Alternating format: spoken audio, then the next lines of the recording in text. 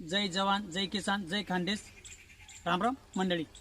बघू शकतास आज ना व्हिडिओ बनवण्याचा मुद्दा खूप वेगळाच आहे आणि खूप चांगली माहिती आहे. तरी जे बी परिवार आपला यूट्यूब चॅनलवर नवीन होई परत परत सांगणार मी, कारण त्यामा खूप मोठा फायदा आहे.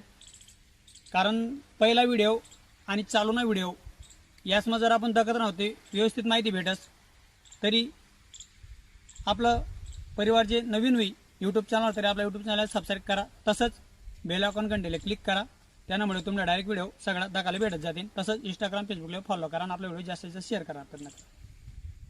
आता जे वातावरण आहे बघू शकतास तुम्ही. थोडं दोन शब्द आपले सरकारला पण सांगणं आहे आणि आपण सांगतच राहतो. कारण आणि आपण ज्या बी व्हिडिओ टाकतस आहे आपण जी आपल्या परिवाराला जागृत पण करायला काम करतस आणि आपलं जे सरकार आहे ते सरकारला बी आपण माहिती व्हिडिओ मार्फत दाखवण्याचं काम करतो. तर या ते सरकारवर आहे आपलं शेतकरी राजाना चांगला करा ना का चवना करा ना, चवना ते होईच राहणार. तरी पण आपण व्हिडिओ मार्फत माहिती ऐच देतस.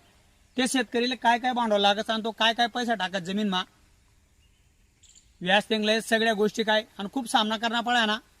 सगळं काय महाराष्ट्रामध्ये असं वाट लाग झाली या वर्षीले.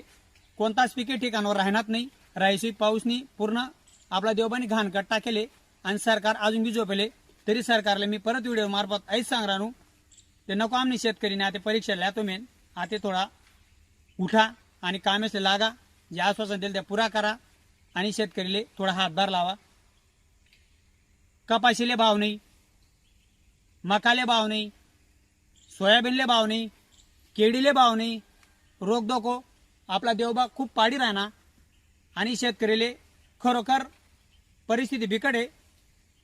तरी मोठा पाऊल काय तुम्ही उचलू नको द्या आणि लवकरात लवकर तुम्ही ज्या गोष्टी